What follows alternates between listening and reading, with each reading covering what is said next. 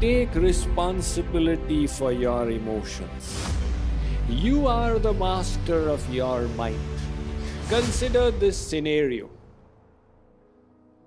You started off late for office, and when you hit the highway, one after another drivers were cutting you off, thereby creating a further delay for you to reach office.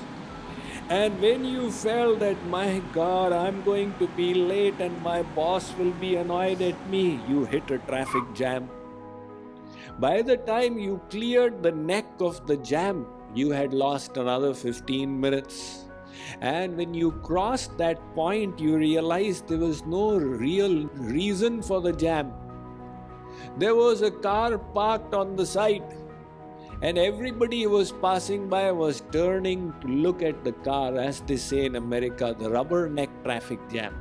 So you started cursing all the drivers who delayed you further.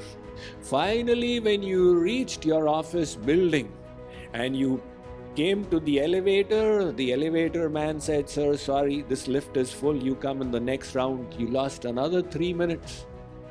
And when you reached your boss's office, he shouted at you. So it's natural you got into a bad mood. Who is responsible for the bad mood?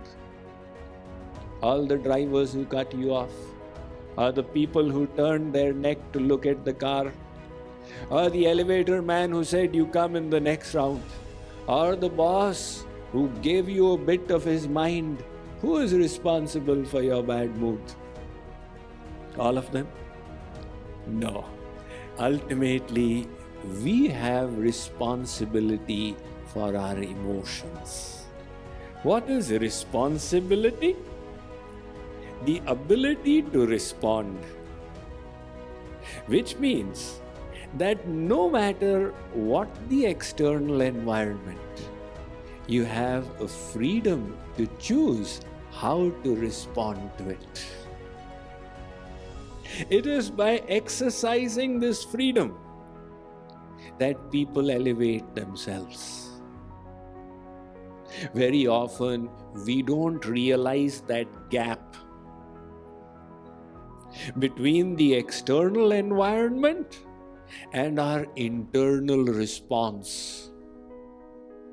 So when somebody does something bad to us and we get into a bad mood, we think naturally, I have to get into a bad mood because somebody did something bad to me. But we don't realize there is a gap. No matter what anybody did to us, our response is our own choice. For we are human beings. We are not computer programs. Unfortunately, modern Western psychology has presented this programmed model. You know, the Pavlov's experiments? Ivan Pavlov, very famous, some of you must have read them in psychology, etc. He was actually trying to measure the amount of saliva that dogs generate when they eat. So when the food would be brought, a bell would also ring and the dog would be brought. And then when the food would be fed, he would measure the saliva.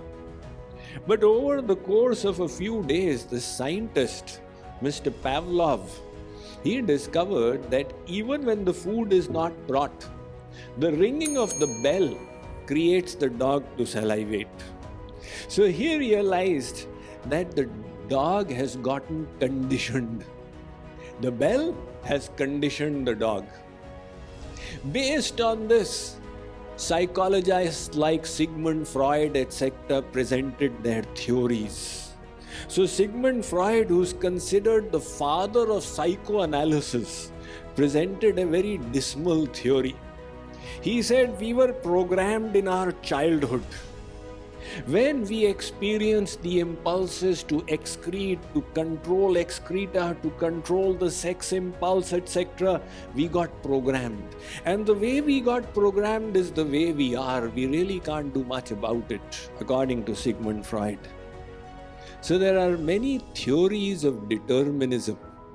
One of these theories states genetic determinism. Why are you always getting angry?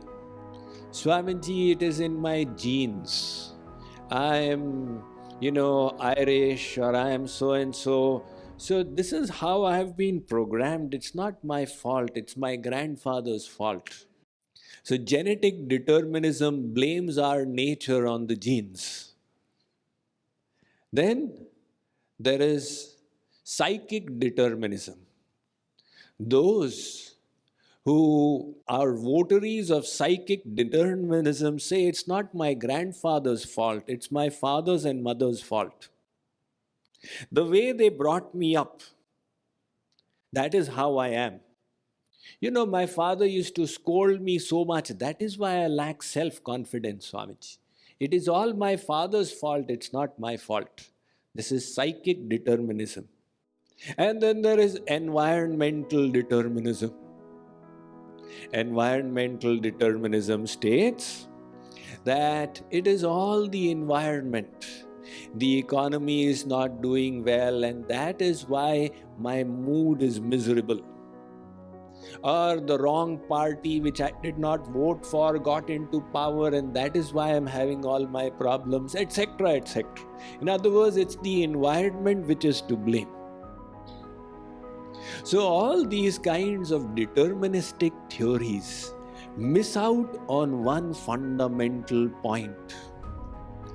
We are human beings. Animals can get programmed.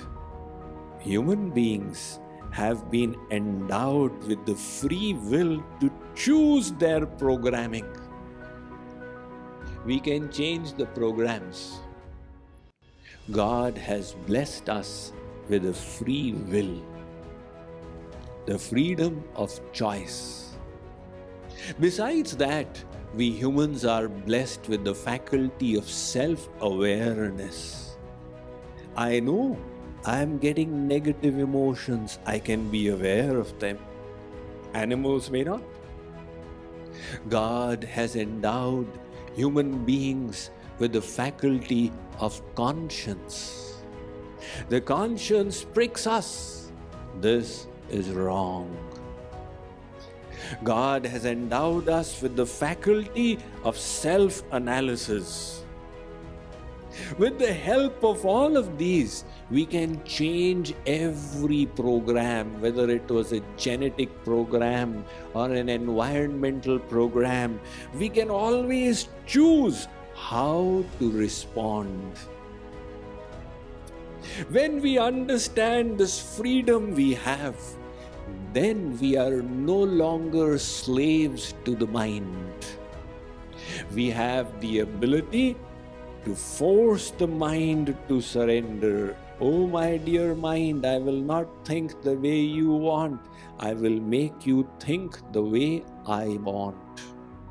You take responsibility for your emotions and get out of the blaming game.